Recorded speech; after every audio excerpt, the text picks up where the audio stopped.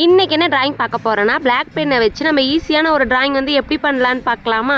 இதுக்கு வந்து டிராயிங்லாம் நம்மளுக்கு தெரிஞ்சிருக்கணுன்னே கிடையாது. ஒரே ஒரு பிளாக் பென்னை வச்சு நம்ம ரேண்டம்ஸாக நம்ம வளைவுகள் வர மாதிரி வரைஞ்சிக்கலாம். இப்போது சர்க்கிள் வந்து போட்டுக்கலாம். ஒரே சைஸில் இல்லாமல் பெருசும் சிறுசு இருக்கிற மாதிரி நம்ம போட்டிருக்கோம்.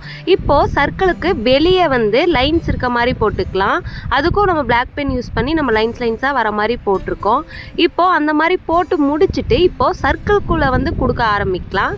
சர்க்கிள்ஸ்குள்ளே லைனாக நம்ம போடாமல் கலரிங் வந்து கொடுத்துருக்கோம். அதுக்கும் பிளாக் பென் யூஸ் பண்ணி நம்ம கலரிங் வந்து கொடுத்துக்கலாம். அந்த ஷேப்ஸ் இருக்குது பார்த்திங்கன்னா, அந்த ஷேப்ஸ்குள்ளே நம்ம கலரிங் வந்து கொடுத்து முடிச்சுக்கலாம்.